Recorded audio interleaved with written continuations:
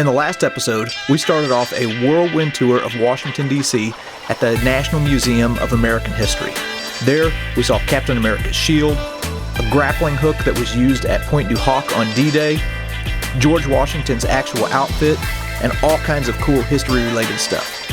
This week, we're still in the National Museum of American History, and we're going to be looking at the Star Spangled Banner. And what was done to this iconic piece of history just blows the mind.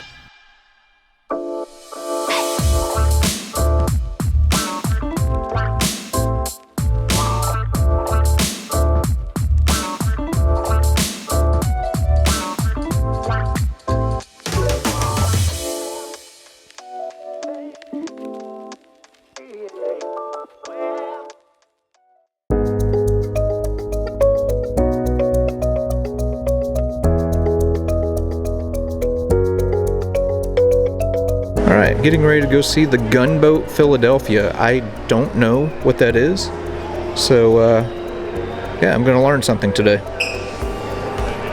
Okay, so here's a bit of what I've gathered. Whenever the American Revolution started, the British had forts and areas up in what is now Canada, and bordering that is Lake Champlain.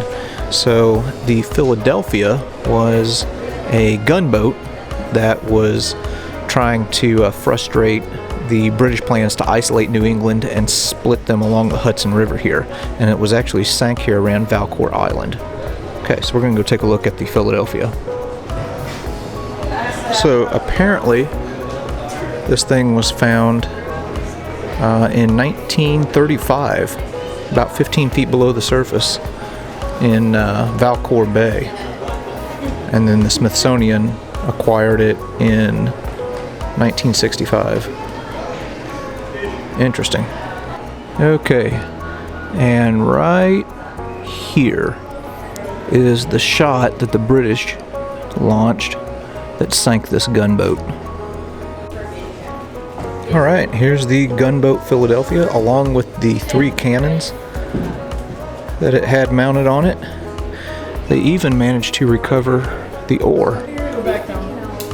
So this is really, really interesting. Huh. And these are all items that were recovered from the Philadelphia, including some 9 and 6 pound shot, some scraps that would be shot into sails. Looks like some iron spikes, some pieces of a musket. This is really neat. I would have been completely pumped to have made this discovery. I got some more stuff over here, like a little mallet, just some things that would have been used by these Revolutionary War soldiers on the ship. Oh, and part of their shoes. This is cool. Okay, well this is going to be a pretty short video. I'm in the National Museum of American History, Smithsonian, in Washington, D.C.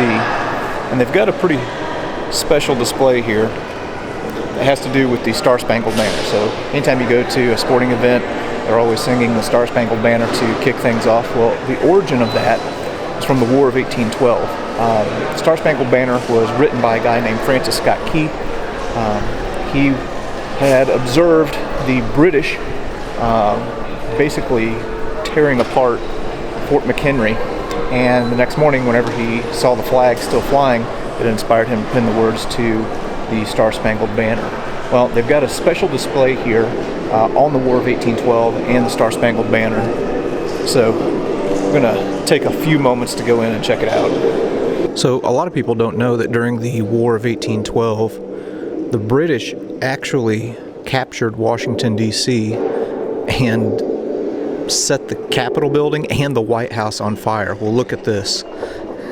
This is a section of timber from the White House that was charred by the fire in 1814. Wow. Okay, and this is a type of rocket that would have been fired on Fort McHenry. It's pretty interesting. I didn't even know that they had rockets during that period of time. So that's pretty intriguing. Okay, and this is a fragment from an exploded bombshell from the War of 1812. Oh. And it says, please touch. Well, by all means. Interesting. And then this is a British bombshell that would have been fired at Fort McHenry, or at least the ones that were fired kind of blew up. Wow. That is really interesting. Now, it is super dark in here because they have to preserve this flag, but wow. Look at that. This is the flag that flew over Fort McHenry that Francis Scott Key saw flying that inspired him to write the Star Spangled Banner. Wow. If you look here, you'll notice that there's chunks missing out of this flag. That's because they tore off pieces and sold it off as souvenirs. What a shame, but pretty cool that the flag is still there. So this is Lieutenant Colonel George Armistead, who was the commander during the Battle of Baltimore. He was the commander for Fort McHenry. And this is kind of funny. This is a silver punch bowl that was presented to him by the citizens of Baltimore, and it's fashioned to look like a British bombshell. Kind of funny. Okay, and here's a snippet from the Star Spangled Banner that was recovered. Okay, and right here, if I can get a good view of it, this is the canvas bag that the Armistead family kept the flag in for a number of years while it was in their possession.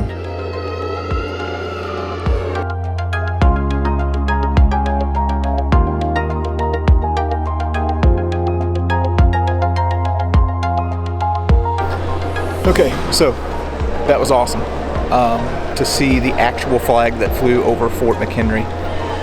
I don't know how good the video is going to be. It was super, super dark in there, but they have to do that to preserve the flag. But you can come and see it in person. It's right here at the Smithsonian Museum for American History in Washington, D.C. I got a bunch of other stuff that I still have to see, though.